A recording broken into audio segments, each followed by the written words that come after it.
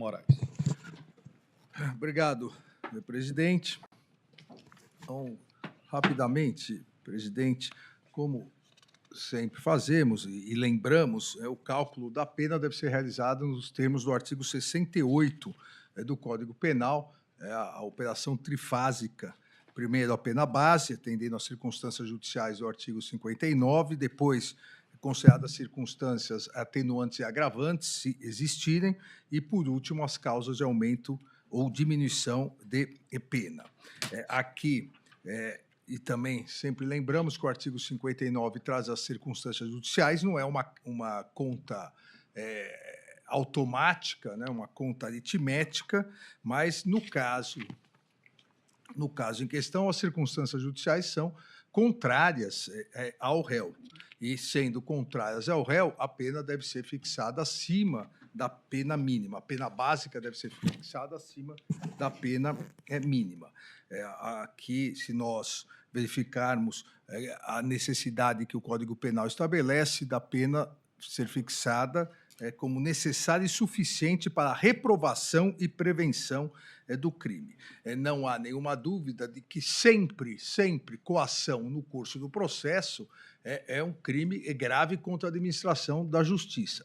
Mas as circunstâncias judiciais desse caso específico são mais graves ainda, porque houve uma atuação de um ex-deputado federal representando-se ou se colocando como representante do povo brasileiro num governo estrangeiro atuando contra o povo brasileiro, atuando contra as instituições brasileiras, atuando contra o poder judiciário brasileiro, levando informações sigilosas, informações processuais sigilosas a autoridades norte-americanas e insistindo, mesmo que isso causasse um grande prejuízo econômico, social do Brasil, insistindo na coação para favorecer o seu próprio pai. Então, se nós analisarmos as circunstâncias judiciais, a culpabilidade do réu se demonstra extremamente elevada. Assim,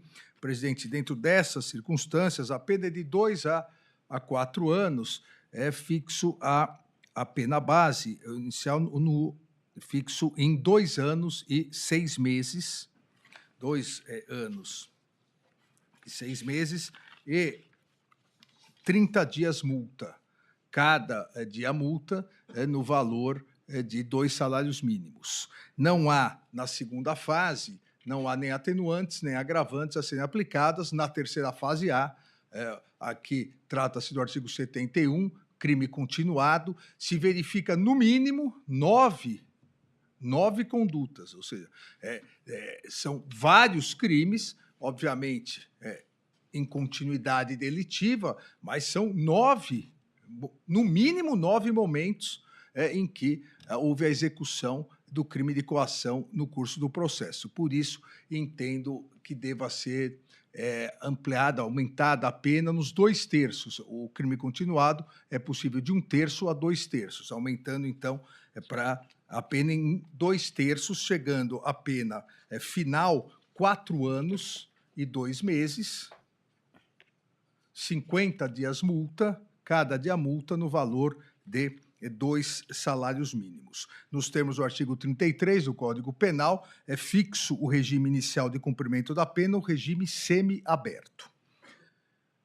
Deixo aqui, presidente, deixo de condenar por a indenização por danos morais coletivos, uma vez que essa primeira turma já fixou em julgamentos anteriores a necessidade de se apontar, por parte da acusação, de se apontar especificamente os danos, o montante, e no julgamento, inclusive, o julgamento paradigmático, o julgamento relacionado ao homicídio de Marielle e outras vítimas, nós deixamos claro isso, a necessidade de se apontar quais os danos, onde e como deveria ser o ressarcimento. Isso não foi feito, então deixo de fixar. Ainda, presidente, nos termos da Lei Complementar 135 de 2010, a conhecida Lei da Ficha Limpa, que alterou a Lei Complementar 64 de 90, das inelegibilidades, declaro a inelegibilidade do réu.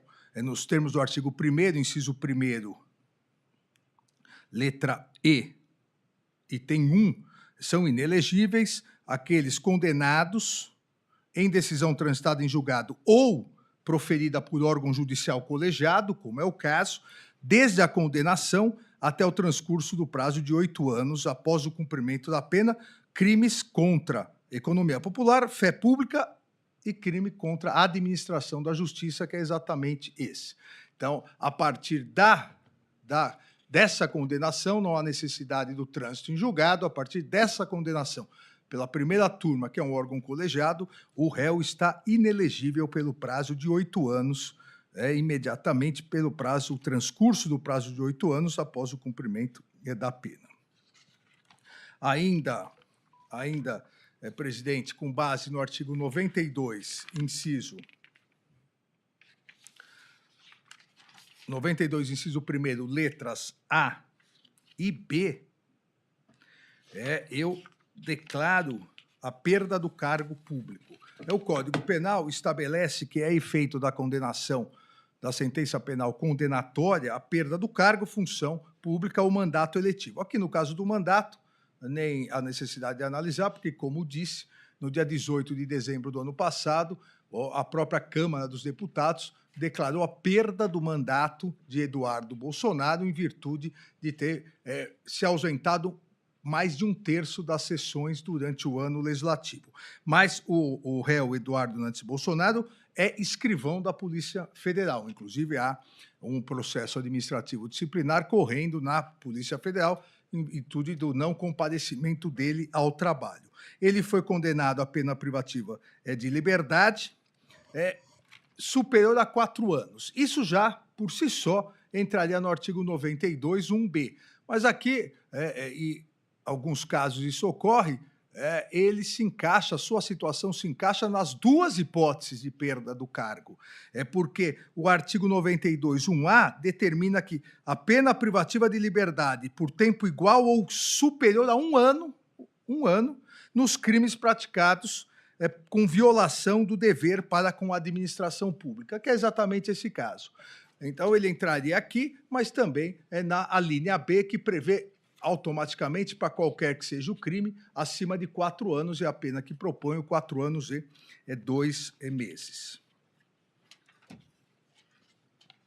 Então, presidente, diante desse exposto, já rejeitamos as preliminares, julgamos procedente a ação penal e agora eu voto no sentido de condenar o réu Eduardo Nantes Bolsonaro, como incurso nas penas do artigo 344 do Código Penal, combinado com o artigo 71 também do Código Penal, crime continuado, a pena de 4 anos e 2 meses de reclusão, iniciado no regime semiaberto, e multa de 50, multa no montante de 50 dias multa, cada dia multa no valor de 2 salários mínimos, uma vez que a situação econômica do réu permite, ex-deputado federal, com cargo público até esse momento, e, além disso, como já é público e notório, tendo recebido um PIX de milhões do seu pai, a quem estava tentando favorecer nesse julgamento.